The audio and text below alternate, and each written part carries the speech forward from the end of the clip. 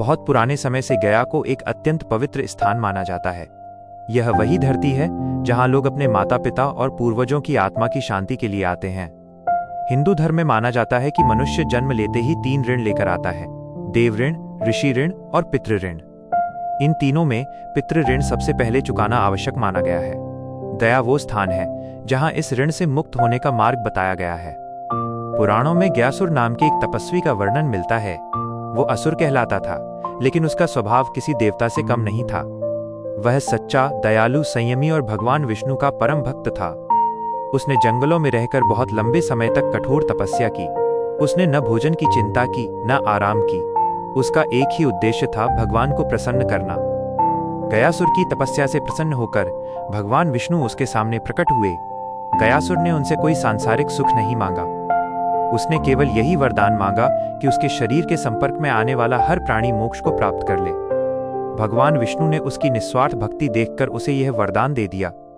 इस वरदान के बाद संसार में एक अजीब स्थिति उत्पन्न हो गई। लोग अच्छे कर्म किए बिना, बिना धर्म का पालन किए, केवल गयासुर के पास जाकर मोक्ष पाने लगे।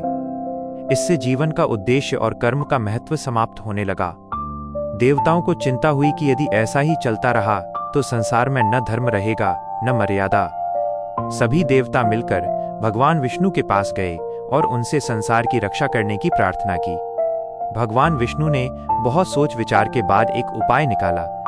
उन्होंने गयासुर से कहा कि वो एक महान यज्ञ के लिए स्वयं को यज्ञवेदी बना दे। गयासुर ने इसे भगवान की सेवा समझा और बिना किसी संकोच के पृथ्वी पर लेट गया। जैसे ही गयासुर लेटा, भगवान विष्णु ने अपना चरण उसके मस्तक पर रख दिया। चरण रखते ही गयासुर पृथ्वी में स्थिर हो गया और उसका विशाल शरीर धरती में समा गया। जिस स्थान पर उसका शरीर स्थित हुआ, वही स्थान आगे चलकर गया कहलाया। कहा जाता है कि गया की भूमि गयासुर के शरीर पर ही स्थित है। अपने अंतिम क्षणों में गयासुर ने भगवान विष्णु से एक अंतिम इच्छा प्रकट की। उसने कहा कि जो भी व्यक्ति उसके शरीर पर अपने पितरों का श्राद्ध और पिंडदान करेगा, उसके पूर्वजों को अवश्य मोक्ष प्राप्त होगा। भगवान विष्णु ने उसकी इस प्रार्थना को स्वीकार कर लिया। इसी कारण गया को पितरों की मुक्ति का सबसे बड़ा तीर्थ माना गया। गया में बहने वाली फल्गु नदी का भी विशेष महत्व है। यह नदी देखने में कई बार सूखी लगती है, लेकिन मान्यता है कि इसका जल भूमि के भीतर निरंतर बहता रहता है। कहा जाता है कि फल्गु नदी के तट पर किया गया पिंडदान सीधे पितरों तक पहुंचता है और उन्हें संतोष देता है।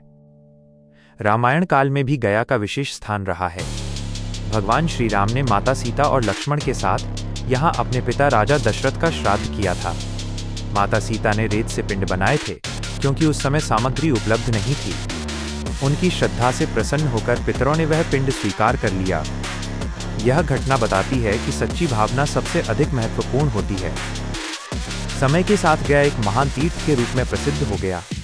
यहाँ विष्णुपद मंदिर स्थापित हुआ, जहाँ भगवान विष्णु के चरण चिन्ह आज भी पूजे जाते हैं। हर वर्ष पितृपक्ष के समय देश विदेश से लाखों लोग यहाँ आते हैं। यहाँ के पंडा परिवार पीढ़ियों से श्राद्ध कर्म कराते आ रहे हैं और लोगों की परंपराओं को संभाले हुए हैं। गया तीर्थ हमें यह सिखाता है कि जीवन केवल अपने लिए नहीं होता। जो व्यक्ति अपने पूर्वजों को स्मरण करता है, उनका सम्मान करता है और उनके लिए प्रार्थना करता है, उसके जीवन में शांति बनी रहती है। गया केवल एक स्थान नहीं, बल्कि श्रद्धा, कर्तव्य और संस्कारों की जीवित परंपरा है। अगर आपको ये वीडियो पसंद आया हो तो लाइक और शेयर जरूर करें। धन्यवाद।